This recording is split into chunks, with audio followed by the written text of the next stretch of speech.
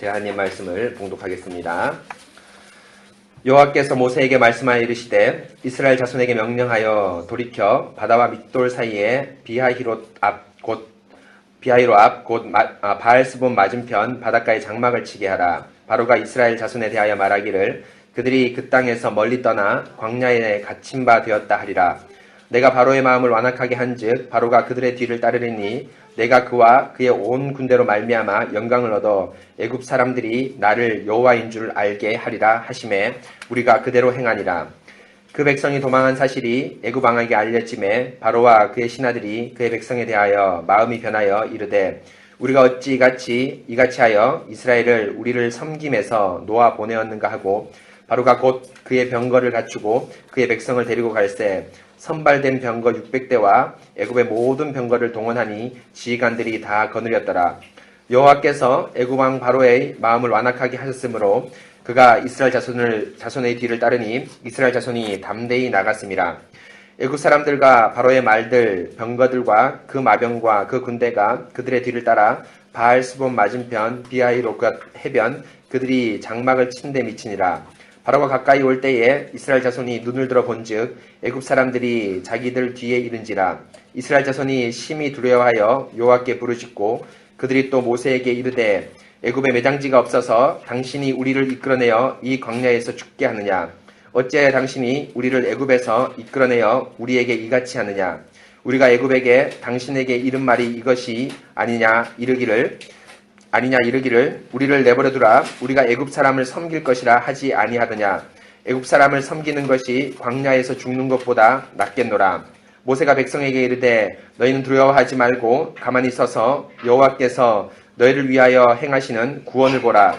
너희가 오늘 본 애굽 사람을 영원히 다시 보지 아니하리라. 여호와께서 너희를 위하여 싸우시리니 너희는 가만히 있을지어다.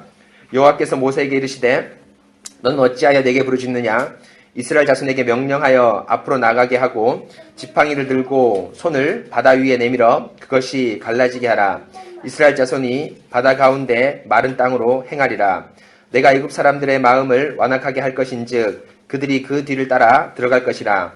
내가 바로와 그의 모든 군대와 그의 병거와 마병으로 말미암아 영광을 얻으리니 내가 바로와 그의 병거와 마병으로 말미암아 영광을 얻을 때에야 애굽 사람들이 나를 여호와인 줄 알리라 하시더니 이스라엘 진 앞에 가던 하나님의 사자가 그들의 뒤로 옮겨 가매 구름 기둥도 앞에서 그 뒤로 옮겨 애굽 진과 이스라엘 진 사이에 이르러 서니 저쪽에는 구름과 흑암이 있고 이쪽에는 밤이 밝음으로 밤새도록 저쪽이 이쪽에 가까이 못하였더라. 모세가 바다 위로 손을 내밀매 여호와께서 큰 동풍이 밤새도록 바닷물을 물러가게 하시니 물이 갈라져 바다가 마른 땅이 된지라. 이스라엘 자손이 바다 가운데를 육지로 걸어가고 물은 그들의 좌우에 벽이 되니 애굽 사람들과 바로의 말들 병거들과 그 마병들이 다 그들의 뒤를 추격하여 바다 가운데 들어오는지라. 새벽에 여호와께서 불과 구름 기둥 가운데서 애굽 군대를 보시고 애굽 군대를 어지럽게 하시며 그들의 병거 바퀴를 벗겨서 달리기를 어렵게 하시니 애굽 사람들이 이르되 이스라엘 앞에서 우리가 도망하자. 여호와가 그들을 위해 싸워 애굽 사람을 치는도다. 여호와께서 모세에게 이르시되 내 손을 바다 위로 내밀어 물이 애굽 사람들과 그들의 병거들과 마병들 위에 다시 흐르게 하라 하시니 모세가 곧 손을 바다 위에 내밀매 새벽이 되어 바다의 힘이 회복된지라. 애굽 사람들이 물을 거슬려 도망하나 여호와께서 애굽 사람들을 바다 가운데 엎으시니 물이 다시 흘러 병거들과 기병들을 덮되 그들의 뒤를 따라 바다에 들어간 바로의 군대를 다 덮으니 하나도 남지 아니하였더라. 그러나 이스라엘 자손은 바다 가운데 육지로 행하였고 물이 좌우의 벽이 되었더라. 그날에 여호와께서 이같이 이스라엘을 애굽 사람들의 손에서 구원하심에 이스라엘이 바닷가에서 애굽 사람들이 죽어 있는 것을 보았더라. 이스라엘이 여호와께서 애굽 사람들에게 행하신 그 큰 능력을 보았으므로 백성이 여호와를 경외하며 여호와와 그의 종 모세를 믿었더라. 아멘. 잠시 기도하겠습니다.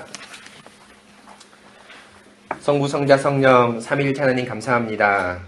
하나님께서 미련하고 연약한 저희들을 창세전에 작정하시고 그 작정에 맞게 때가 참에 그리스도를 보내시고 또 성령님을 보내셔서 저희들을 효과적으로 부르시어 이렇게 말씀으로 거듭나게 하신 것 감사합니다. 하나님의 가장 효과적인 부름의 방편인 바로 이 예배 자리가 바로 오늘 선포된 이 말씀 자리 예배 자리입니다. 주님, 이 예배 자리에 저희들의 죽은 심령을 새롭게 살리시고 썩어있는 마음 가운데 하나님의 말씀을 듬뿍 담아주시어 우리의 영혼이 하나님 말씀으로 거듭나고 또 맑은 마음을 갖게 하옵소서. 특별히 하나님, 오늘 출애굽기 14장 말씀을 통하여서 이스라엘의 출애굽의 마지막 장면이라고 할 수 있는 홍해의 심판에 대한 말씀을 선포할 터입니다. 주님, 이 말씀 우리 마음밭에 새길 수 있도록 성령 하나님께서 설교자의 입을 통해 말씀을 선포해 주시고 또한 모든 받는 회중들이 이 말씀을 하나님의 말씀으로 알아 자신의 영육의 양식으로 삼을 수 있도록 도와주시옵소서. 특별히 말씀을 선포하는 설교자의 입을 잡아주셔서 사람의 말과 인간의 귀를 즐겁게 하는 그런 말이 아니라 오직 하나님의 말씀을 정직하고 담대하게 전할 수 있도록 도와주시옵소서. 예배의 모든 시간, 특별히 설교 시간을 붙들어 주시기로 원하오며 거룩하신 우리 주 예수 그리스도의 이름으로 기도합니다. 아멘. 사랑하는 성도 여러분, 한 주간 주 안에서 평안하셨는지요? 오늘은 이 출애굽기에 사실은 10가지 재앙의 마지막이라고 할 수 있는 홍해를 건너는 사건이 오늘 14장 말씀입니다. 지난번에 말씀드린 대로 실제로 그 10가지 재앙은 그 10가지 재앙에서만 끝나는 것이 아니라 장자를 죽이는 데서 끝나는 것이 아니라 오늘 보면 알겠지만 5절에 나온 대로 이 바로가 그 10가지 재앙을 후회하는 장면이 나오죠. 그렇죠. 우리가 어찌 우리의 섬김에서 저들을 놓아보내는고 하면서 후회하는 장면이 나와서 사실은 이 14장, 길게 보면 15장까지가 이 10가지 마지막 재앙의 한 그 범위 안에 들어간다고 말할 수가 있습니다. 그래서 오늘은 특별히 14장을 중심으로 이 바로의 마지막 어떤 발악이라고 얘기할까요? 그 발악을 하나님께서 능히 물리치고 또 이스라엘 교회 또 당신의 교회에게 어떤 말씀을 선포하는지 선포하도록 하겠습니다. 오늘 말씀 스크립트 1페이지 같이 보겠습니다. 사랑하는 성도 여러분, 한 주간 주 안에서 평안하셨습니까? 하나님께서 매주 우리에게 귀한 말씀 주시니 감사합니다. 지난주 출애굽기 12장의 첫 6월절의 말씀을 통해서 하나님께서는 6월절의 의미를 명확히 밝혀주셨습니다.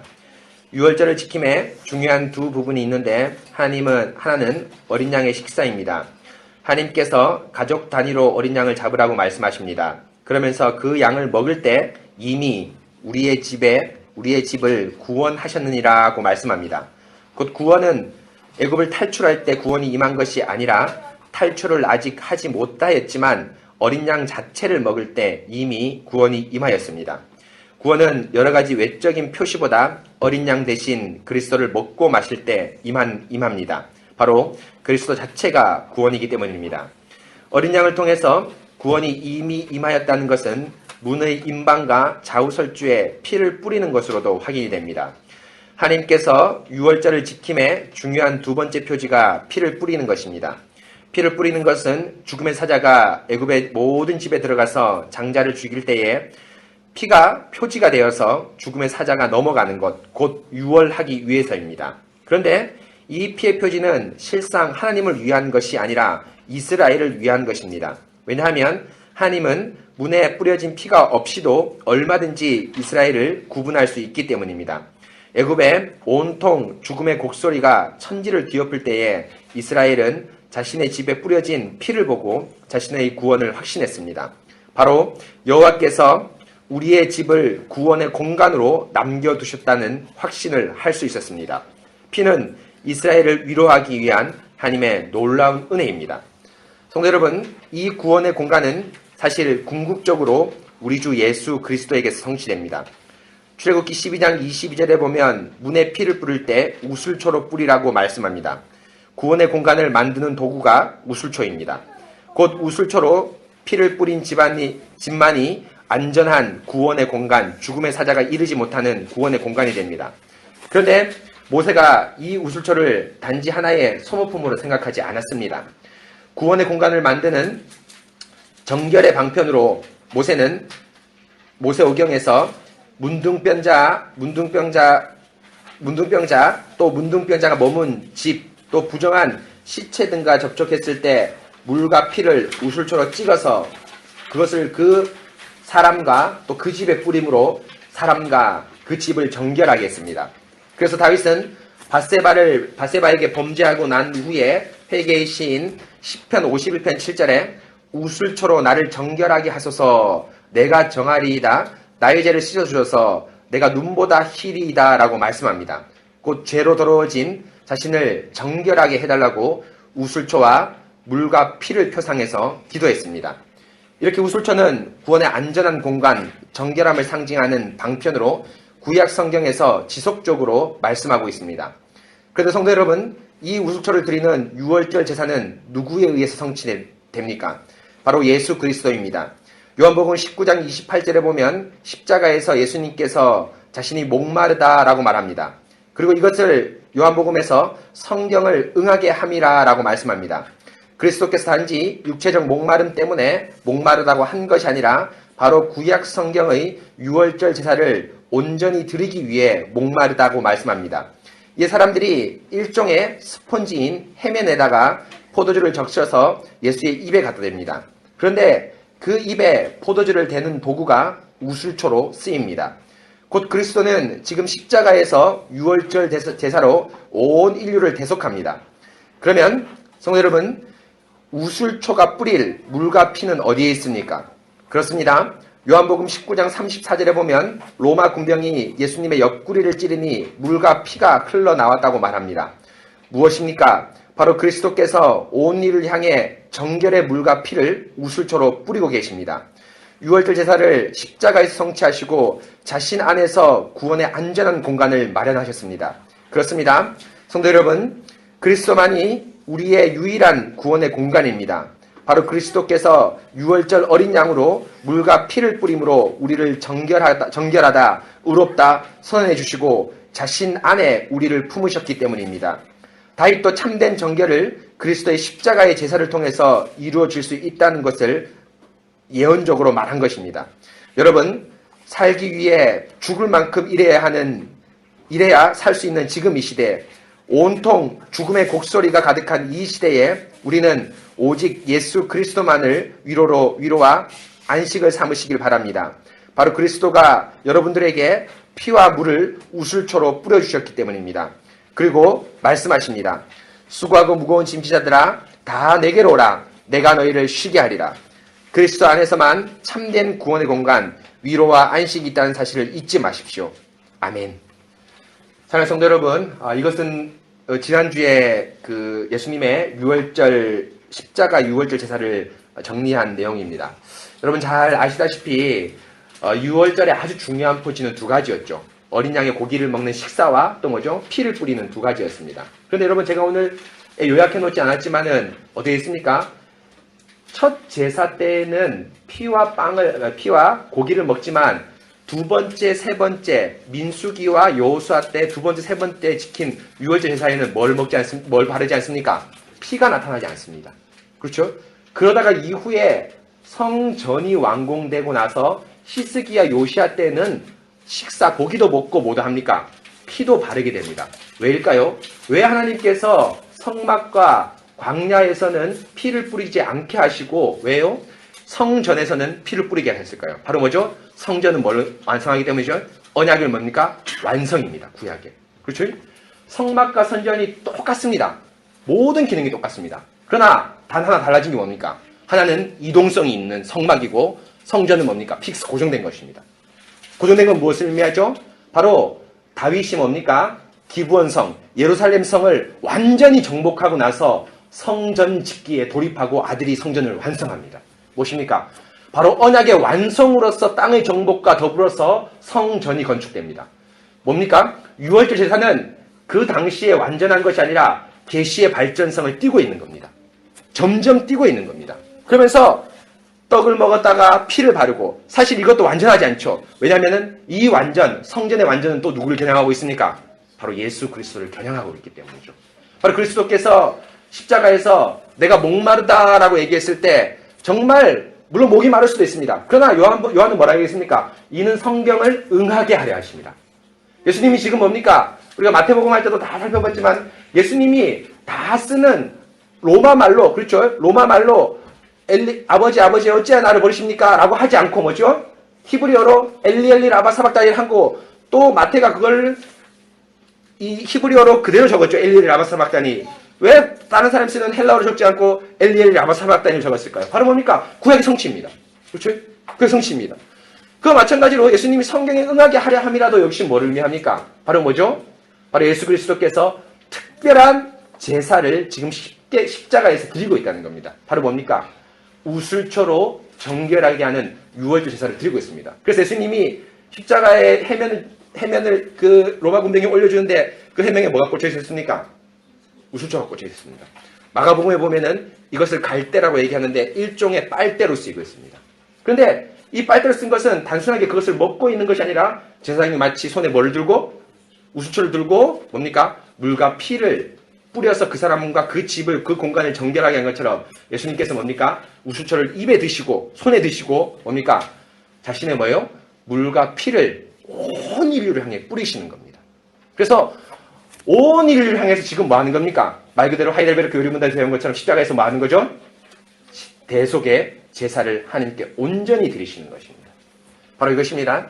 바로 여러분 유월절 제사는 단순한 하나의 이벤트가 아니라 여러분 뭐라 했죠? 영영이 지켜라 라고 말했습니다. 바로 뭡니까? 그리스도 안에서 유월절 제사는 영영이 우리가 지키고 지금 이 예배가 성령으로 말미암아 말씀을 여러분에게 뿌려주시는 바로 그 유월절 제사라고 말씀드릴 수 있습니다. 바로 이것이 지난번 선포한 12장의 유월절 제사입니다. 그러면서 이제 12장에 유월절 제사를 하고 이제 13장 사실 17절부터 이제 뭘 하냐면은 출애굽을 하기 시작합니다. 13장 17절부터 이제 출애굽이 시작되는데요. 하나님께서 우리가 잘 아는 21절에 보면 밤에는 불기둥, 낮에는 구름기둥으로 이스라엘을 쫙 인도하십니다. 그러면서 바로 그 13절부터 14장까지가 하나님의 인도고 또 15장은 뭡니까? 그 홍해 사건을 겪고 난 후에 이스라엘의 찬송입니다. 그러면서 여러분 이제 하나씩 이제 바로의 하나님의 이 놀라운 10가지 재앙을 받고 난 이후, 재앙을 통해서 출애굽하고 난 이후의 상황을 오늘 하나님 말씀으로 선포하겠습니다. 3페이지입니다. 하나님은 유월절 어린 양의 피와 식사를 통해 이스라엘에게 구원을 선물하셨습니다. 이스라엘에게는 구원을 선물하셨고 바로와 애굽에게는 장자를 죽음이라는 엄중한 심판을 선언하셨습니다. 그리고 드디어 이스라엘은 430년 만에 노예 생활을 청산하고 약속을 땅을 향해 출애굽합니다. 그 출애굽에 대한 말씀이 13장 17절부터 나오고 오늘 14장 1절 31절 말씀은 바로가 출애굽을 허락한 후 다시 변심해서 이스라엘을 쫓는 사건, 곧 홍해 사건이 나오고 15장 1절에서 21절은 바로의 군대를 수장시킨 하나님을 찬송하는 교회의 찬송이 나옵니다. 곧 오늘 말씀은 출애굽 이후에 홍해 사건을 중심으로 말씀을 선포하겠습니다. 바로가 출애굽을 허락한 후에 오늘 말씀 14장 5절에 보면 마음이 번하였다라고 말합니다. 그러면서 우리가 어찌 이같이 하여 이스라엘을 우리를 섬김에서 놓아 보냈는가라고 말합니다. 장자가 죽을 때는 당장 큰 고통이 있기 때문에 출애굽을 허락했을지 몰라도 막상 정신을 차리고 난 후에 악한 본성이 다시 발동될 때에는 출애굽의 허락을 후회합니다. 10번째 장자 죽임의 심판을 통해서 하나님을 똑똑히 목도했음에도 이스라엘을 종으로 삼는 것을 바로는 끝까지 포기하지 않습니다. 곧 14장 5절에 알 수 있는 것처럼 우리를 섬김에서 놓아 보내었는가 하면서 자신의 이익이 감소될 것을 크게 두려워하였습니다. 이는 출애굽기 1장 11절에서 알 수 있듯이 국고성 비돔과 라암셋 등을 건축하는 일이 이스라엘의 출애굽으로 중단될 것이며 또 종으로 부릴 사람이 없어지므로 자신의 이권이 심각하게 손해가 오는 것을 알고 크게 후회합니다. 사랑하는 성도 여러분, 그렇습니다. 사탄은 일평생 우리를 자신들의 종으로 삼으려고 합니다. 하나님의 존재와 어미를 알고도 사탄은 교회를 종으로 삼으려는 노력을 멈추지 않습니다. 이는 계시록 12장에 해를 옷 입은 한 여인의 비유를 통해서 잘 알 수 있습니다. 한 여인이 해산할 때가 되어서 고통의 소리를 지르고 있습니다. 그런데 그 여자 앞에 한 용이 있는데 해산할 아이를 삼키고자 합니다. 왜냐하면 그 아이는 장차 만국으로 철장으로 만국을 다스릴 메시아이기 때문입니다. 여러분 요한계시록 12장은 제가 몇 번 좀 말씀드렸는데 구속 역사를 그림으로 나타내는 가장 좋은 그림입니다. 그렇죠? 해를 옷 입은 여인이라고 해서 이 해는 누굽니까? 바로 예수 그리스도를 상징하고 있습니다. 그래서 여러분 가끔씩 뭐 성화라고 얘기할지 모르겠지만 그 성화를 보시면은 여인이 해라 왕관을 쓰고 해산을 하려고 이렇게 고통을 부르짖고 있습니다. 그러면 그 다리 밑에 누가 입을 떡 하고 벌리고 있습니까? 용이 입을 떡 하고 벌리고 있습니다. 왜냐면은 그 아이의 뱃속에 있는 그 여인의 뱃속에 있는 이 아이가 누구이기 때문이죠? 예수 그리스도이기 때문입니다. 그렇죠? 그럼 이 여인은 누구입니까? 여인 누구죠? 해를 옷 입은 이 여인은 누구죠? 바로 뭐죠? 교회입니다. 그렇죠? 구약의 교회가 바로 누굴 품고 있었습니까? 예수 그리스도를 품고 있었습니다. 그래서 구약의 역사는 쉽게 말하면 한마디로 뭐라고 얘기했습니까? 메시아를 중심으로 한 어머니로서 그 메시아를 보호하는 역사와 반대로 뭡니까? 어머니를 공격해서 메시아를 오지 못하게 하는 역사가 가장 대표적입니다. 여러분 에스더서를 보십시오. 에스더서를 보면은 1차, 2차, 3차 귀환, 1차, 2차 귀환 사이인가요? 1차, 2차 귀환 사이에 에스더의 사건이 일어났거든요. 사건이 일어났는데 왜 1차, 2차 귀환 사이에 에스더의 사건이 일어났을까요? 바로 뭡니까? 포로 귀환은 1차로 완성되는 것이 아니라 뭐로 완성되죠? 2차, 3차로 다 완성됩니다. 이건 뭐를 의미할까요? 바로 2차, 3차에 뭐가 숨어 있을 수도 있습니까? 메시아의 씨가 숨어 있을 수도 있습니다. 그렇죠? 2차, 3차에. 그런데 사탄이 바로 2차, 3차 아직 돌아오지 않은 사람들을 하만을 통해서 전멸시킴으로 인해서 뭡니까? 하나님의 구속 역사를 어떻게 하려는 거죠? 중단시키려는 것입니다. 그렇죠? 그러나 모르드게와 에스더의 강력한 믿음으로 말미암아 당신의 교회로 말미암아 2차, 3차의 포로 귀환이 순적하게 잘 되고 또 포로로 귀환돼서 당신의 메시아가 보존되는 것이 바로 한마디로 구약의 역사라고 할 수 있습니다. 그래서 바로 이 해를 품은 여인의 그 나온 그 교회 배 안에 교회 태중에 있는 그 메시아를 잡아먹으려 하는 것이 바로 계시록 12장의 해를 옷 입은 여인입니다. 계속 봅시다.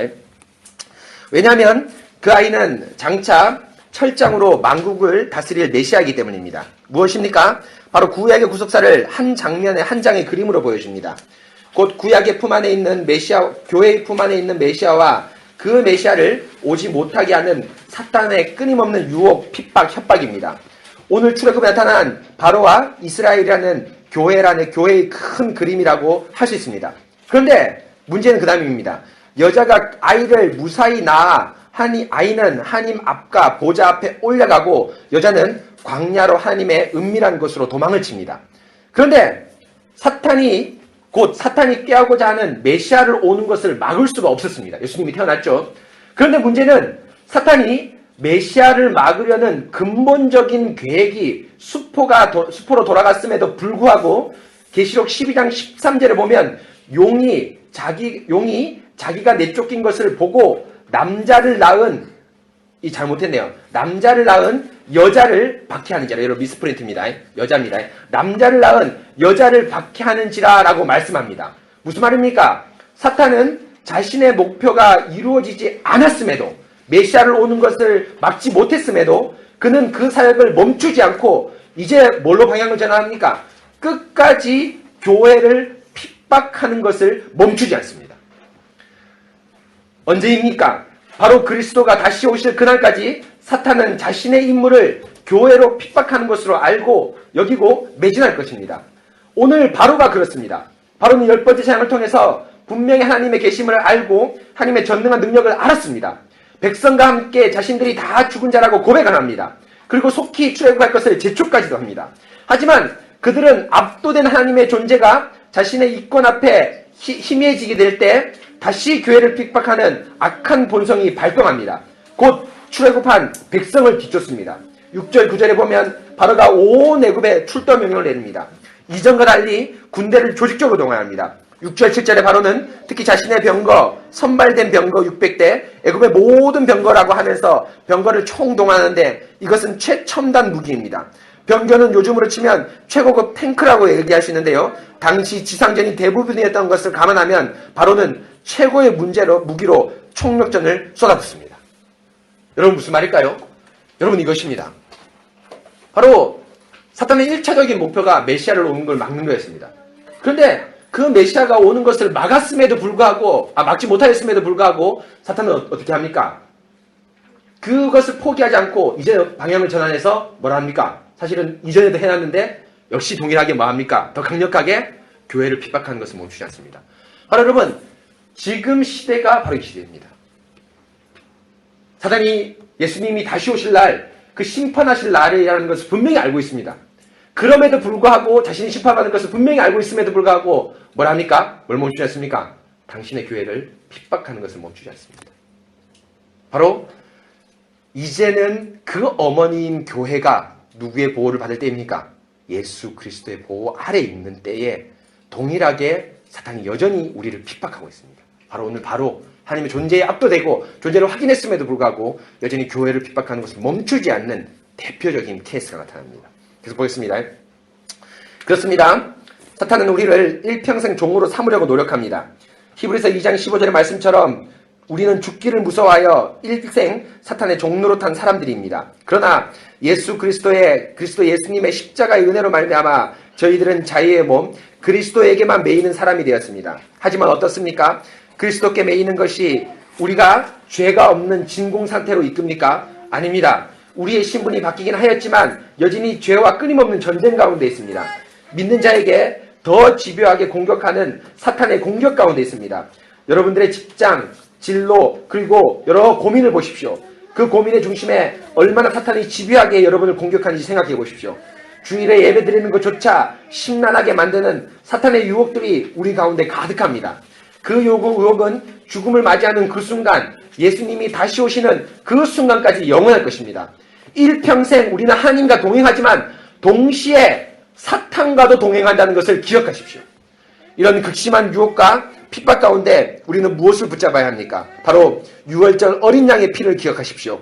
우리 구원을 위해서 삼위 하나님이 영원전에 작정하시고 성자께서 기꺼이 유월절 어린 양의 피를 십자가에서 흘려주시고 성령님께서 능력으로 그 예수님을 죽은 자 가운데서 살리셨다는 것을 기억하십시오. 바로 복음을 기억하십시오. 복음을 붙잡는 것이 우리의 유일한 희망이요 사단의 혹독하고 강교한 그리고 지속적인 유혹 앞에서 이길 유일한 힘입니다. 그 힘이 바로 오늘 예배에서 나오기를 소망합니다. 아멘.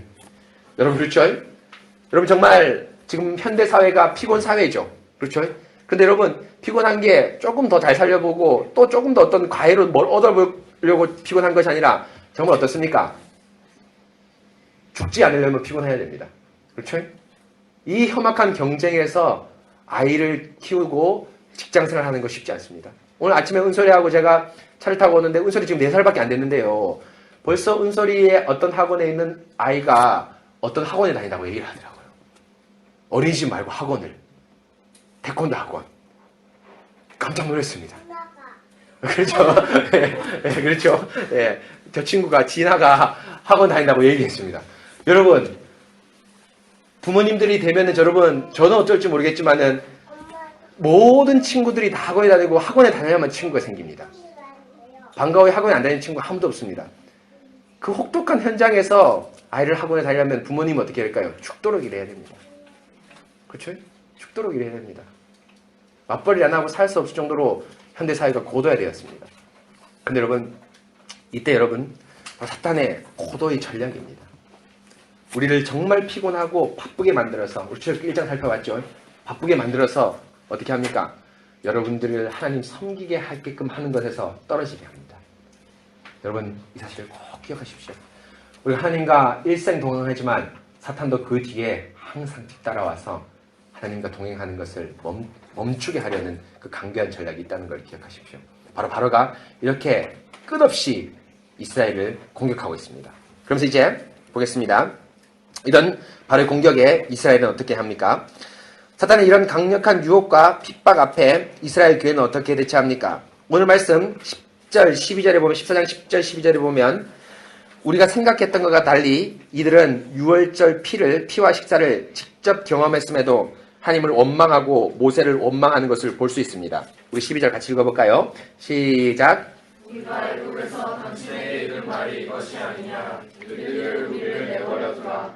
우리가 애굽 사람을 섬길 것이라 하지 아니하더냐. 애굽 사람을 섬기는 것이 광야에서 죽는 것보다 낫겠노라. 9절에 바로가 이스라엘이 장막을 친 비아히롯 곁 해변까지 애굽 군대가 가까이 온 것을 보자 이들은 촌철살인과도 같은 말을 모세에게 쏟아냅니다. 출애굽의 모든 역사를 부정하고 다시 애굽으로 돌아가겠다고 선언합니다. 특히 11절에 보면 그들이 또 모세에게 이르되라고 하면서 이스라엘 항의는 직분자 모세를 향하고 있습니다. 직분자 모세가 얼마나 속이 저려오겠습니까? 여러분 그렇죠? 여러분 오늘 14장에 보십시오. 14장 2절, 3절, 4절은 하나님께서 모세에게 명령하신 말씀이죠. 14장 1절에 보면 여호와께서 모세에게 말씀하여 이르시되라고 2절, 3절, 4절에 너희가 이제 이곳에 텐트를 차라 장막을 차라라고 얘기했는데 여러분 보시면은 4절을 보시면 봐요. 4절 끝에 보시면은 여호와인 줄 알게 하리라 하심에 하나님께서 모세에게 말씀하시고 난 이후에 무리가 그대로 행하니라라고 말합니다. 여러분 무슨 말입니까? 무리도 역시 이곳 가운데서 하나님의 말씀을 들었습니다. 모세에게 들었을 뿐 아니라 들었습니다. 그래서 여러분 보십시오. 들었기 때문에 모세가 어떻게 얘기하냐면 어디입니까? 잠깐만요. 모세가 13절에 10절, 11절, 12절에 이스라엘이 벌벌 떨면서 우리가 애굽으로 돌아가겠다고 얘기하지 할 때 13절에 모세가 얘기한 백성에게 이르되 너희는 두려워하지 말고 가만히 있어라. 좀 조용히 해라. 그리고 14절에 봐요. 너희는 가만히 있을지어다 하며 You will keep silent. 뭡니까? 너희는 좀 조용히 해라 라고 말합니다. 여러분 뭘 말합니까? 너희 제발 조용히 해라. 소위 말하면 좀 상수로 말하면 그 입 닥쳐라고 얘기합니다. 왜일까요? 모세가 이렇게 강력하게 말할 수 있는 근거가 바로 뭐냐면은 2절, 3절, 4절을 이스라엘 백성과 같이 들었기 때문입니다. 그래서 하나님께서 2절, 3절, 4절의 말을 모세에게 말하실 뿐 아니라 그 모세를 말하는 순간 온 이스라엘 백성이 함께 들으면서 이 출애굽에 대한 지금 홍해에 대한 모든 계획을 알고 있었습니다. 그런데 그럼에도 불구하고 이스라엘 백성이 뭡니까? 촌철살인과도 같은 말들을 쏟아냅니다. 여러분 그렇죠? 얼마나 모세의 마음이 아프겠습니까? 그렇습니다. 근데 여러분 그런데 이 이스라엘 백성을 이렇게 촌철살인과도 쏟아내는 이 말씀을 우리가 한편으로 보면 어느 정도 인간적인 면에서 이해할 수 있습니다. 계속 볼까요? 5페이지 보겠습니다. 그런데 성도 여러분 이런 이들의 항의는 순전히 이들의 잘못만은 아닙니다. 아래 말씀을 읽어봅시다. 자, 출애굽기 12장부터 14장까지 우리 세 구절 한번 읽어보겠습니다. 시작. 이스라엘 자손이 다음 뜻을 떠나서 숫곳에 이르니 여호와의 거행하는 장정이 60만 가량이요 그들이 숫곳을 떠나서 광야 끝 에담의 장막을 치니 이스라엘 자손에게 명령하여 돌이켜 바다와 밑돌 사이에 비아리로다 곧 바알스본 맞은편 바다에 장막을 치게 하라. 위의 세 구절은 출애굽 이후에 이스라엘의 출애굽의 행로를 나타내는데요. 먼저 12장 37절에 보면 람세 살고 있었죠. 람세 살고 있었는데 람세스를 떠나서 숫곳으로 하나님이 인도합니다. 그리고 13장 20절에 숫곳에서 에담에 이릅니다. 그런데 에담은 광야 끝이라고 말씀하는데 여기서 광야 끝이라는 것은 광야가 끝났다는 의미도 있습니다. 물론 광야가 끝나갔다는 의미도 있지만 그 의미보다 애굽의 경계를 나타내는 겁니다. 그러니까 애굽의 경계까지 13장 20절에 지금 이스라엘이 왔다는 겁니다. 이것만 넘으면 이제 에담만 넘으면 어떻게 됩니까? 애굽을 완전히 이제 영토를 벗어나게 되는 겁니다. 벗어나는 겁니다. 곧 출애굽을 해서 애굽의 경계 끝에 있는 경계 끝에 이스라엘이 도착했습니다. 그런데 14장 2절에 보시면 이상한 일이 벌어집니다. 하나님께서 모세에게 이스라엘을 바다와 믹돌 사이에 비아히롯 앞 곧 바알스본 맞은편 바닷가에 장막을 칠 것을 명령합니다.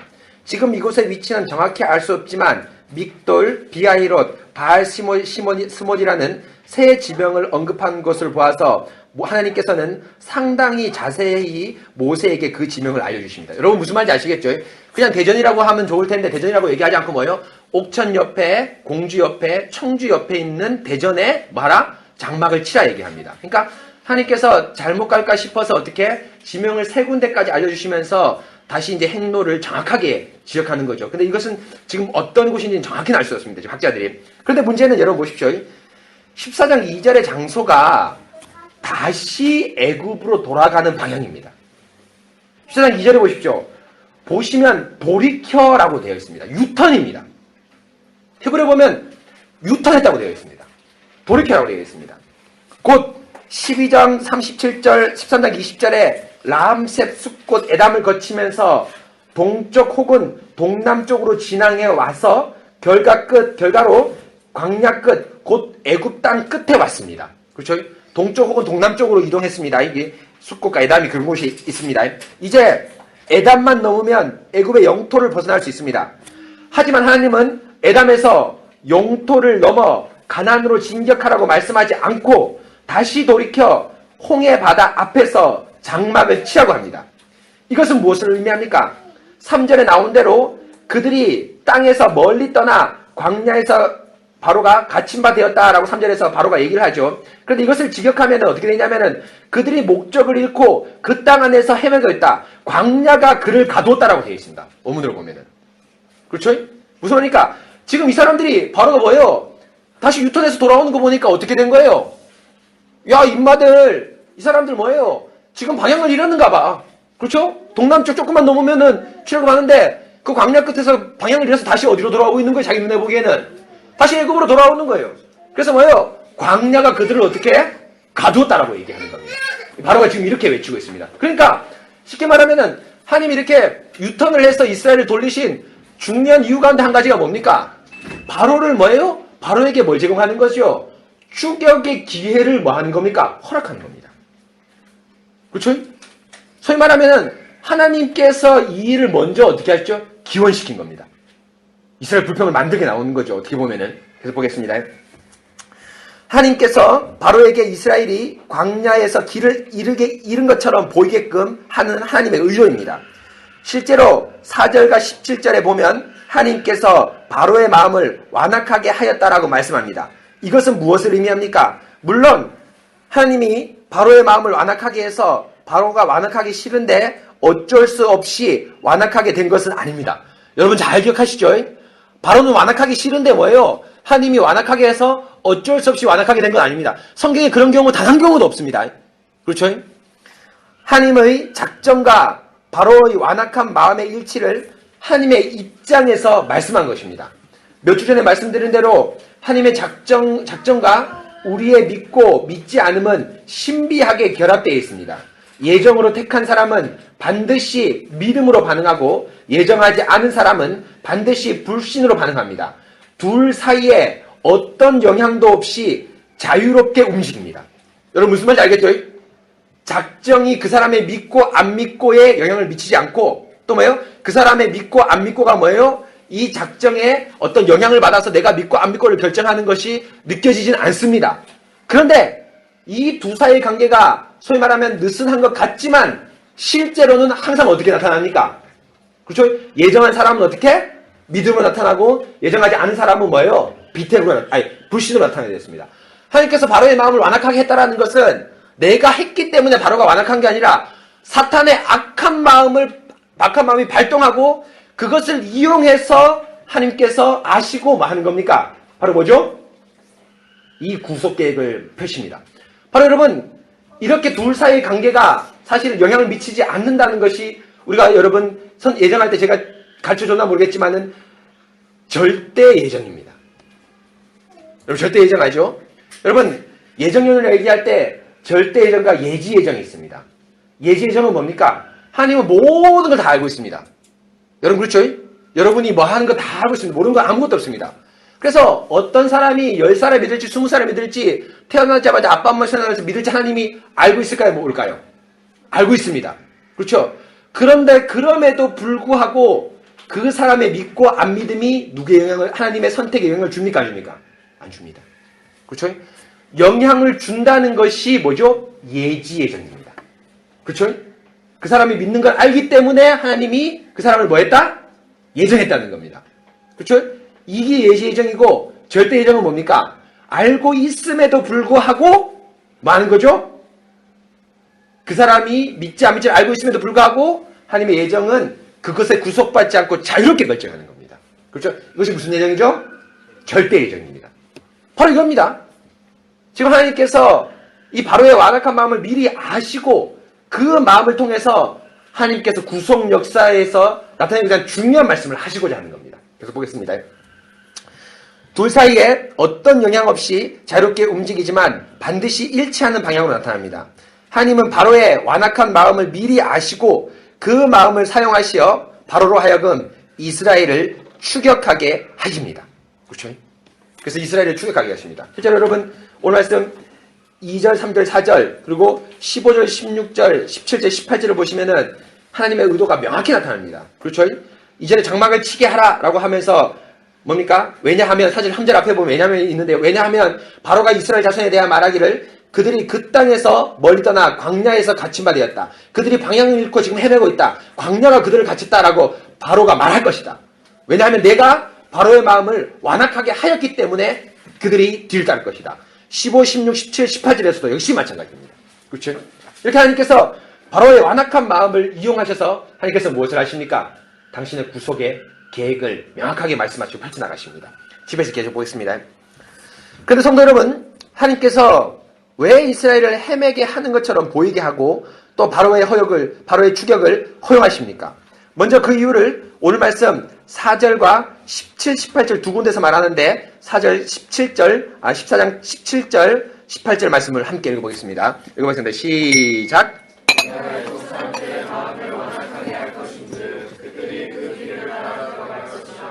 내가 바로와 그의 모든 군대와 그의 병거와 마병으로 말미암아 영광을 얻으리니 내가 바로와 그의 병거와 마병으로 말미암아 영광을 얻을 때에야 애국 사람들이 나를 여호와의 주라 알리라 하시더니. 예, 첫 번째 이유는 바로와 그의 졸개들이 더 이상 추격을 하지 못하도록 하여 하나님께서 최종적으로 유월절을 완성하시는 것입니다.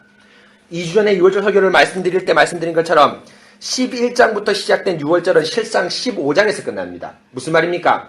유월절은 단지 어린 양의 피를 뿌리고 유월절 식사를 하는 것에서 멈추지 않고 완전한 출애굽까지 포함합니다. 물론 핵심은 피를 뿌리는 것과 식사죠.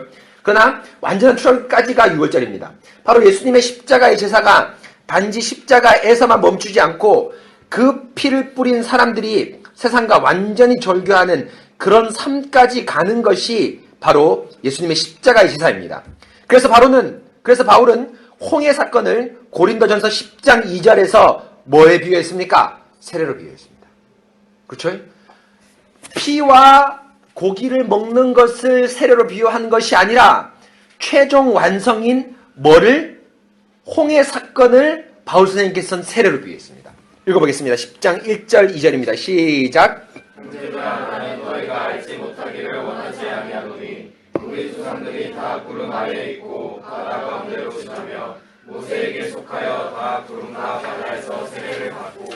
바울 사도가 유월절 양을 먹는 것이나 피를 뿌리는 것을 말씀하는 것보다 구름 아래에 있고 바다 가운데 지나는 것, 곧 오늘 말씀해 보면 19절, 20절, 24절에 구름과 불기 등의 인도를 받고 21절, 29절에 홍해를 건너는 것이라고 말씀한 것은, 이것을 세례라고 말씀한 것은 이 땅의 미련을 완전히 끊는 것, 사탄의 추격을 완전히 끊고 15장의 하나님을 찬송하는 것이 유월절의 완성이라고 얘기합니다. 바로 이것이 세례입니다. 성도 여러분, 세례는 무엇입니까? 가장 우선적으로 세례는 세상과의 절교선언입니다. 골로새서 2장 12절에서 말씀하듯이 그리스도와 함께 죽고 함께 사는 것이 세례입니다. 너희가 세례로 그리스도와 함께 장사되고 또 죽은 자들 가운데서 그를 일으키신 하나님의 역사를 믿음으로 말미암아 그 안에서 함께 일으키심을 받았느니라. 그런데 이 절교인 세례는 우리가 절교를 하는 것이 아니라 항상 먼저 하나님께서 절교를 시켜주십니다.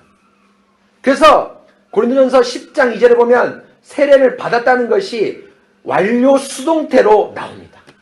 수동태입니다. 그래서 여러분, 세례는 기원적으로 우리가 받는 것이 아니라 뭐죠? 하나님께서 세례를 뭐 해주시는 겁니까? 주시는 겁니다. 그렇죠? 그래서 여러분, 지금 6월절에 그 바다를 건너는 것은 뭘 의미합니까? 바로 하나님께서 내가 바로를 완전히 제거함으로 인해서 여러분 뭡니까? 세상과 절교를 선언했기 때문에 너희는 반드시 믿어야 되는 조건과 토대를 말씀하시는 겁니다. 그래서 여러분, 예수 그리스도 로마서 8장에 보면 생명의 성령의 법이 너희를 해방하였다. 로마서 8장에 나오고 8장 1절에 나오거든요. 여러분, 이것은 뭐냐면은 예수님께서 뭡니까? 우리의 십자가로 우리의 죄를 해방시켜 주셨을 뿐 아니라 우리의 지은 죄를 해방시켜 주실 뿐 아니라 그 법이 로마서 8장 1절에 여러분 뭡니까? 법이 세력이라고 할 수 있는데요. 수많이 몰려오는 사탄의 공격과 유혹 앞에서 하나님께서 뭘 해주셨다? 완전히 절결해 주시고 구원해 주셨다는 선언입니다. 소위 말하면 여러분 우리가 항상 유혹 안에 있지만 뭡니까? 유혹을 그 벗어나는 공간 안에 존재하는 겁니다. 마치 캡슐에 쌓인 것처럼. 그래서 세례가 이것인데 그 세례를 하나님께서 이제 또 홍해 사건을 통해서 명확하게 말씀해 주십니다. 세례는 보십시오. 우리의 노력으로 받는 것이 아니라 바로 삼위 하나님의 구원 사역, 곧 성자의 십자가와 부활이라는 사역의 터 위에서 우리가 선물로 받는 것입니다. 세례는 거저 주시는 하나님의 은혜의 선물이지 인간의 노력이 아닙니다. 그래서 항상 신약 성경에 세례는 쟁취하는 것이 아니라 받는 것, 세례를 받는 것이라고 말합니다. 이것은 사랑하는 성도 여러분, 이것은 오늘 말씀에서 무엇을 의미합니까? 하나님께서 6월절 어린 양의 피와 식사의 완성은 하나님께서 6월절 어린 양의 피와 식사의 완성은 바로를 수장시킴으로 완성됨을 알려줍니다. 곧 하나님은 악한 사탄에 대해 잠시 승리케 하는 것이 아니라 영원한 승리를 행하십니다. 더 이상 바로가 이스라엘을 쫓아오지 못하도록 사탄이 우리를 지배하지 못하도록 영원히 승리하게 하십니다. 그래서 모세가 오늘 말씀 14장 13절에 너희가 오늘 본 애굽 사람을 영원히 다시 보지 못하리라고 말씀합니다. 세례를 베풀기 위한 하나님의 강력한 절연함을 선포합니다. 우리의 믿음이 항상 건재한다면 우리는 영원히 사탄에 대해서 승리할 것입니다. 왜냐하면 그리스도께서 영원히 승리하시고 세례를 주실 것이기 때문입니다. 통치자들과 권세자들을 무력하여 드러내어 구원거리로 삼으시고 십자가로 그들을 이기셨느니라. 예전번에는 승리하셨느니라. 아멘입니다. 그렇죠 여러분? 세례를 우리에게 베푸시기 위해서 온전한 세례를 주는 겁니다. 그래서 여러분 우리가 그 기초교리반 배웠지만은 사실 구원의 필수 핵심적인 요소는 뭡니까? 여러분 뭐죠? 사실은 세례가 아니라 뭡니까? 뭐죠? 믿음입니다. 그렇죠? 세례가 아니라 믿음입니다. 여러분 그렇죠? 그런데 세례는 뭐죠? 그 믿음을 뭐 하는 거죠? 믿음을 표하고 인치는 겁니다. 유영무 교수님의 표현에 빌자면 뭐예요? 엉덩이 빵빵 쳐주는 겁니다. 이게 사실 제 표현이죠. 유 교수님 표현은 격려해 주시는 겁니다. 그렇죠? 확증하는 겁니다. 근데 이 확증을 하기 위해서 하나님께서 뭐 하시는 겁니까? 너희가 이미 죄인죄를 탕감해 줄 뿐 아니라 악한 사탄의 추격 안에서도 하나님께서 완전히 보호하셨다는 것을 말씀하시는 것이 세례입니다. 그래서 여러분 세례를 받는다는 것은 우리의 죄의 탕감뿐 아니라 앞으로 있을 모든 사탄의 유혹 앞에서도 하나님께서 보호하신다는 하나님의 선언이자 그것을 믿고 우리가 동시에 뭐 하는 겁니까? 고백하는 것. 이 두 가지 항상 가는 겁니다. 바로 사탄의 끊임없는 추격을 하나님께서 완전히 절연시키는 것. 이것이 세례의 의미인데 바로 그것이 첫 번째 의미입니다. 그러면서 여러분 이제 두 번째입니다. 이것이 아주 중요한데요. 여러분 왜 하나님께서 이렇게 바로를 추격하게 허용하시고 이스라엘을 공격에 빠지셨을까요? 사실 여러분 오늘 말씀에 보면은 여러분 14장 오늘 10절 11절 12절에서 이스라엘이 여러분 어떻게 합니까? 막 벌벌 떨고 모세에게 촌철살인 같은 말을 하죠. 그런데 가장 놀랍게 홍해를 끝나고 나서 누구의 변화가 있었습니까? 여러분 보십시오. 30절 31절 보십시오. 그날에 여호와께서 이같이 이스라엘을 애굽 사람의 손에서 구원하심에 이스라엘이 바닷가에서 애굽 사람이 죽어 있는 것을 보았더라. 이스라엘이 여호와께서 애굽 사람들에게 행하신 그 큰 능력을 보았으므로 백성이 여호와를 경외하여 여호와와 그의 종 모세를 믿었더라. 여러분 14장 지금 내가 바로와 그 마병으로 말미암아 영광을 얻을 때에 애굽 사람들이 나를 여호와인 줄 알리라고 얘기했는데 사실 이 18절의 말씀은 정확히 누구에게 성취됐습니까? 이스라엘에 성취됩니다. 하나님께 영광을 누가 돌립니까? 31절에 보면 이스라엘이 돌리고 15장에 보면 누가 돌립니까? 모세와 이스라엘이 이 노래로 여호와께 노래하여 일렀을 때 모세와 이스라엘이 15장에 노래를 부릅니다. 사실은 여러분 홍해의 사건은 소극적으로 본다면 세상에 완전한 단절 절연함을 주기 위한 세례의 사전 준비 작업에 찾아가자면 사실 궁극적인 핵심은 누구죠? 바로 이스라엘입니다. 이스라엘에게 하나님과 세상과 절교하는 것이 무엇이고 하나님의 능력이 무엇인가를 보여주시는 것이 바로 이 14장의 홍해 사건입니다. 계속 보겠습니다. 9페이지입니다. 성도 여러분, 하나님이 광야에서 방황하게 하신 것처럼 보이게끔 하는 또 하나의 이유가 있습니다. 그것은 바로 이스라엘의 연약함 때문입니다. 하나님은 처음부터 이스라엘의 연약함을 알고 계셨습니다. 그래서 13장 17절에 보면 출애굽을 한 직후에 하나님은 그들을 블레셋 사람의 땅의 길로 인도하지 않았습니다. 블레셋 사람의 땅의 길은 일명 왕의 다루라고 얘기하는데요. 이집트에서 메소포타미아 소아시까지 연결된 해변을 따라 있는 1600km에 달하는 길고 빠른 도로입니다. 곧 애굽에서 출발하여 출애굽 사람의 땅의 길을 따라가면 가나안 땅이 자연스럽게 나옵니다. 요즘으로 치면 고속도로라고 하나 할까요? 그러나 하나님은 잘 닦여진 도로로 출애굽을 인도하지 않습니다. 이스라엘을 인도하지 않습니다. 왜냐하면 17절에 보면 이는 하나님이 말씀하시기를 이 백성이 전쟁을 하게 되면 마음을 돌이켜 애굽으로 돌아갈까 하셨습니다 하고 말합니다. 그 길은 잘 닦여진 도로지만 여러 나라들이 접해 있고 많은 사람들이 오가므로 그 가운데 전쟁이 아주 자주 일어나는데 이스라엘이 그런 전쟁으로 다시 애굽으로 돌아갈 것에 대한 우려로 하나님은 왕의 대로가 아닌 13장 18절에 보시면 홍해의 광야길로 인도하십니다.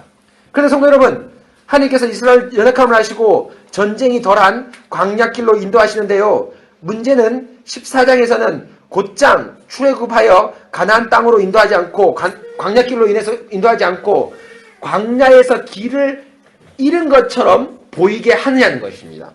연약한 이스라엘에 대한 배려가 아니라 오히려 그 연약함을 부추기는 것이고 동시에 13장 17절에 전쟁이 많은 왕의 대로로 인도하지 않고 안전한 광야길로 인도하는 것과 모순되이 보입니다.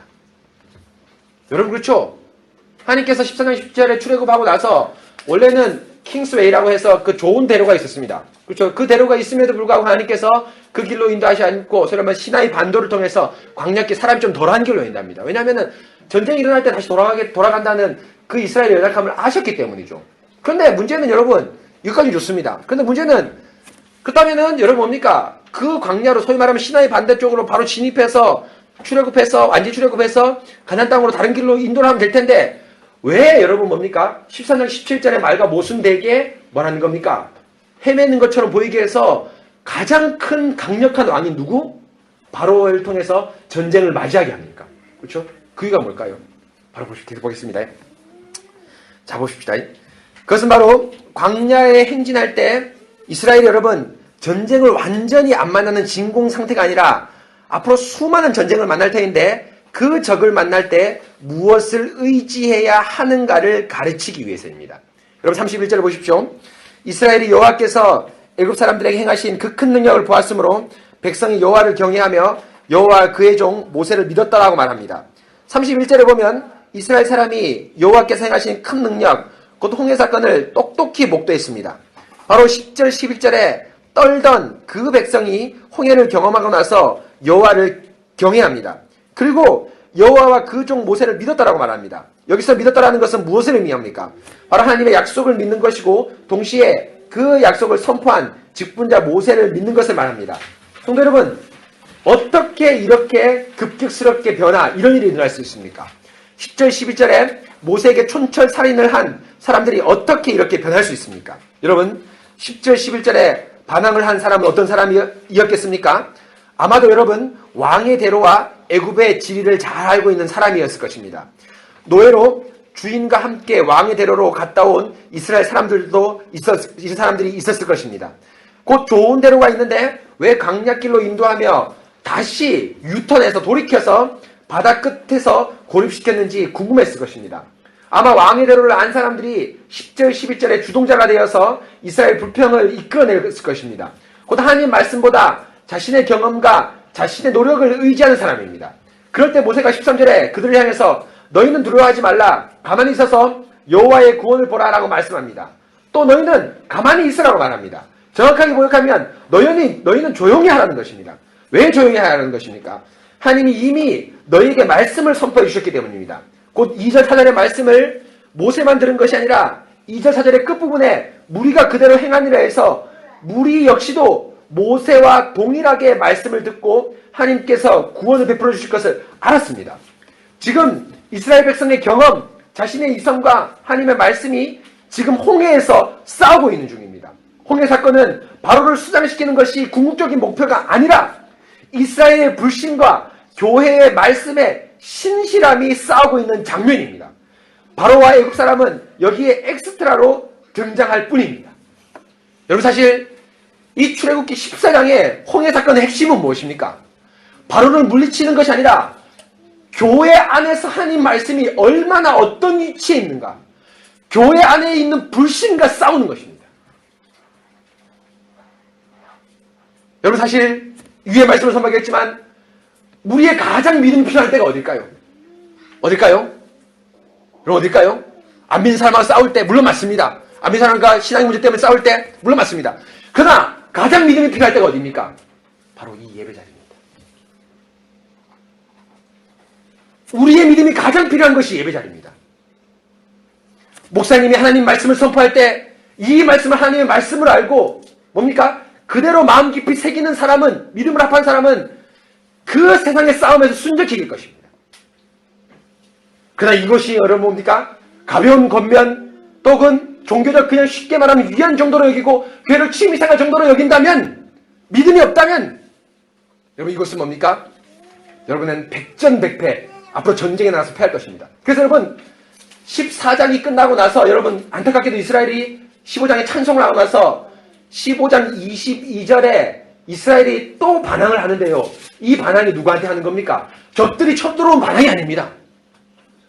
마라의 쓴물이 납니다. 물이 없다는 반응입니다. 그래서 누구한테 반응을 합니까? 모세한테 반항합니다. 여러분 결국에는 가나안 땅을 정복하는 것은 적들과 싸움이 아니라 누구와의 싸움입니까? 교회 안에 선포되어지는 하나님의 말씀을 얼마나 존중히 여기는가의 싸움이 바로 출애굽의 성패에 갈려있다고 말합니다. 여러분 제가 말했죠? 여러분들은 저보다 거의 대부분 나이가 어리기 때문에 경험이 일천합니다. 그렇죠? 직장도 안 가졌죠. 직장이 아닌 학생들도 있죠. 또 직장을 가졌지만은 대개 초년생이죠. 또 대표적으로 결혼도 안 하고 장가도 안 했죠. 연애도 안 해서 연애를 어떻게 하는지도 모릅니다. 그렇죠? 그래서 목사님한테 연애 어떻게 해야 됩니까? 물어봅니다. 그거 저도 잘 모릅니다. 조금 케이스 바이 케이스입니다. 네, 케이스 바이 케이스인데 모릅니다. 그러면서 여러분 경험이 많으니까 여러분들에게 제 말이 먹힐지도 모릅니다. 그런데 여러분 어느 정도 나이가 들면 여러분 뭡니까? 이 목사의 경험을 넘어선 훨씬 많은 경험을 가지는 그런 도달이 이르게 됩니다. 그렇죠? 우리 한국 사회를 보면 가장 대표적으로 나이가 그걸 좌우합니다. 그렇죠? 젊은 목사가 있을 때 나이 많으신, 사회 경험이 많으신 장로님들이 아유 저 목사 사회 경험이 없으니까 이렇게 얘기하지, 술 먹지 말라고 하는 것, 그리고 가정생활에서 이렇게 하는 것은 뭐예요? 학교 사회에서 이렇게 하는 것은 직장을 그만두는 거랑 똑같은 거야. 그렇죠?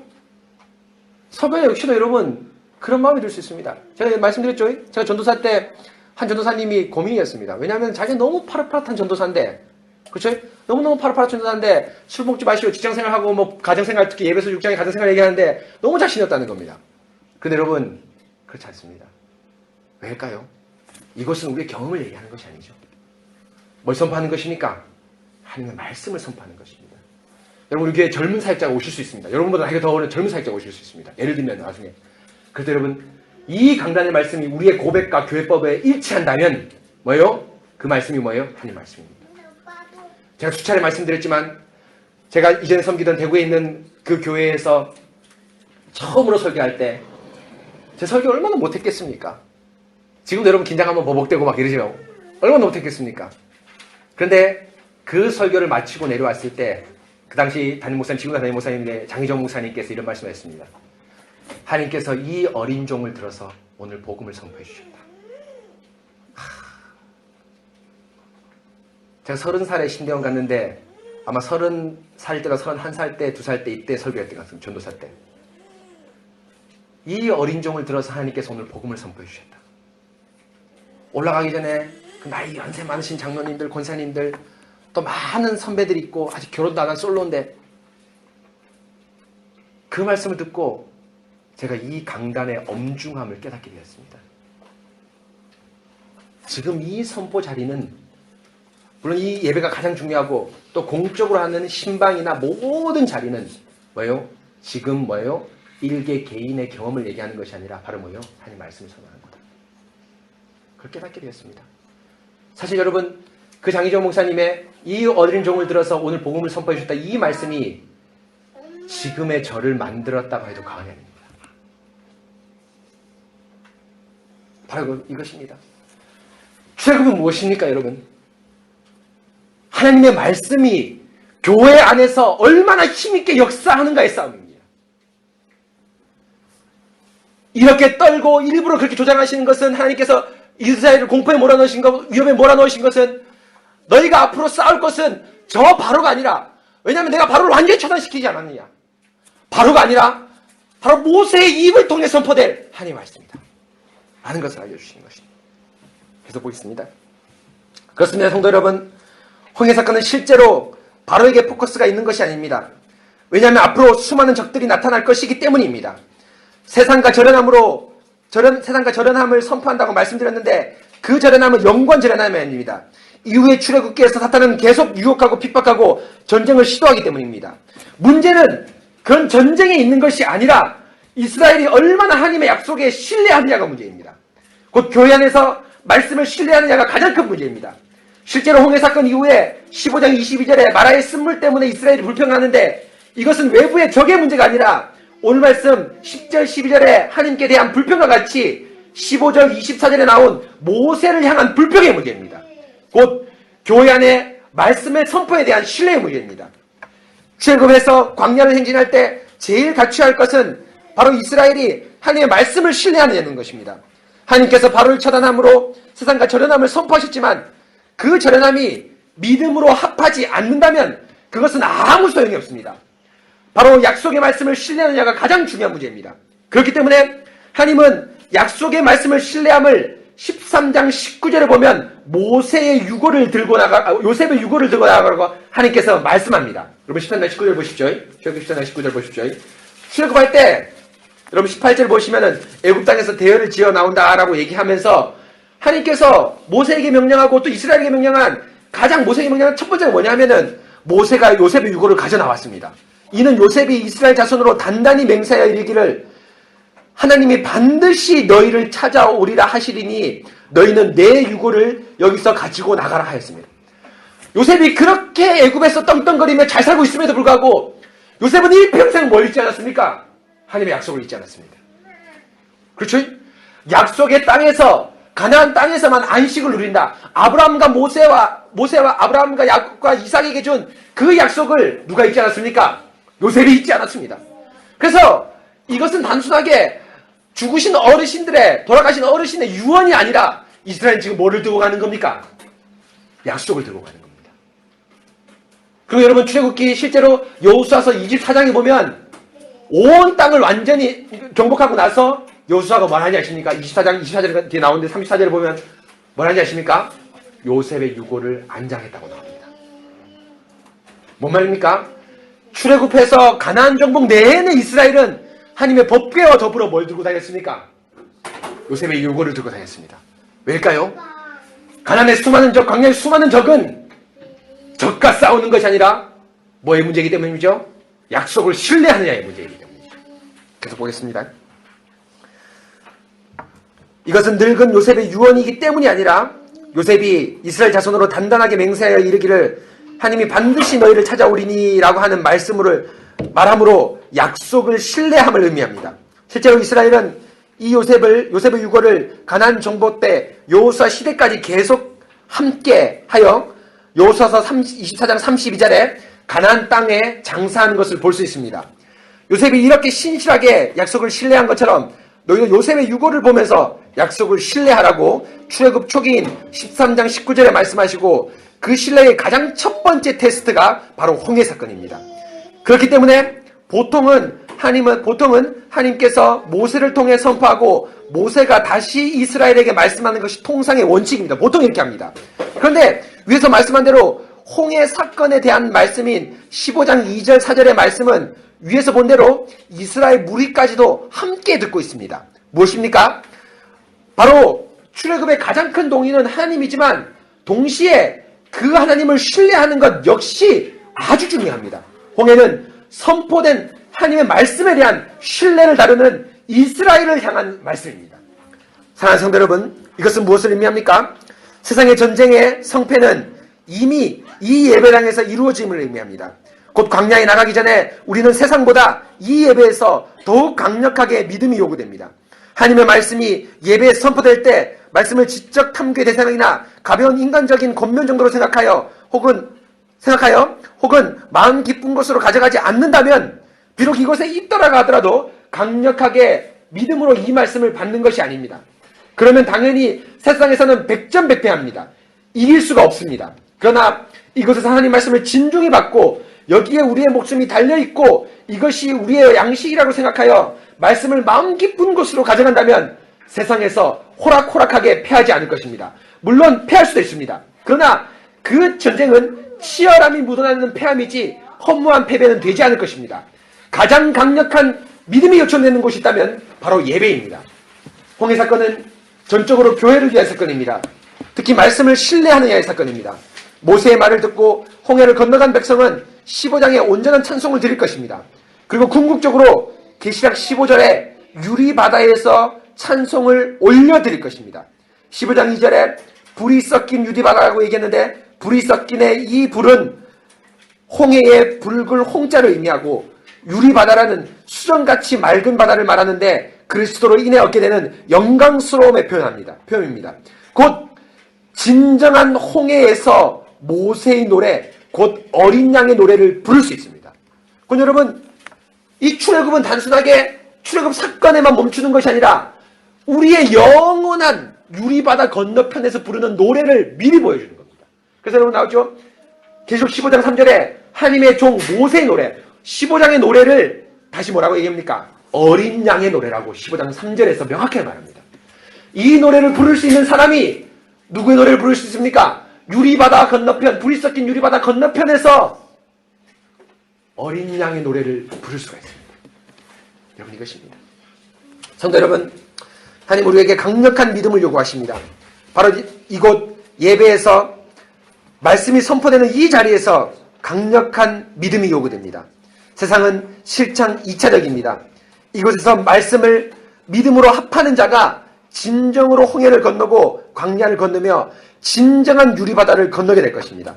성도 여러분, 참된 믿음으로 하나님의 말씀을 받으십시다. 그리고 그 말씀으로 세상에서 승리의 노래를 함께 부르십니다. 우리의 영원한 생명 대신 그리스도를 힘차게 부릅시다.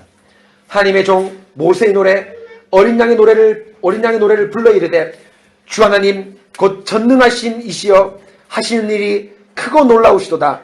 만국의 왕이시여 주의 길이 의롭고 참되시도다. 주여 누가 주의 이름을 두려워하지 아니하며 영화롭게 하지 아니하오리까. 오직 주만 거룩하시니이다. 주의 의로우신 일이 나타나셨음에 만국이 와서 주께 경배하리이다. 아멘. 사랑하는 성도 여러분, 오늘 홍해 사건은 바로를 쳐부시는, 악한 종을 쳐부시는 거기에 포커스가 있는 것이 아닙니다. 물론 어느 정도 거기에 있습니다. 그러나 핵심이 뭡니까? 교회 안에서 특별히 예배 자리에서 하나님의 말씀, 모세의 말씀을 존중하느냐는 것입니다. 여러분, 이곳에서 진정하게 존중하는 사람이 여러분 어떻게 합니까? 주일날도 이 말씀을 묵상할 수 있습니다. 여러분, 왜냐하면 이 말씀 자리, 예배 자리에 여러분이 하나님 말씀을 100% 소화하기는 쉽지 않습니다. 그렇죠? 제가 신방을 하다 보면은 그 성도들 가운데 아주 말씀을 잘 이해하는 성도들도 말씀을 100% 신뢰하지 못한다고 말합니다. 그런데 여러분, 100% 소화하지 못했지만 믿음으로 이 말씀을 받기 때문에 어떻게 합니까? 주중에도 하나님 말씀을 묵상하는 것을 뭡니까? 게을리하지 않습니다. 그렇죠?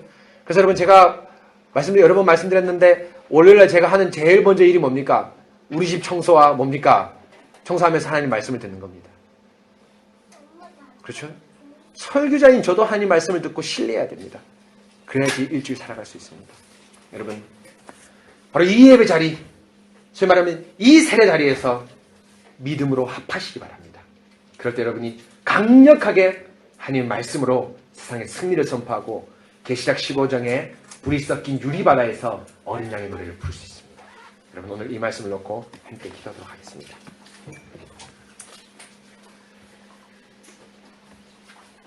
사랑하는 성도 여러분, 오늘 출애굽기 14장 말씀을 통하여서 하나님께서 저희들에게 귀한 복음을 선포해 주셨습니다.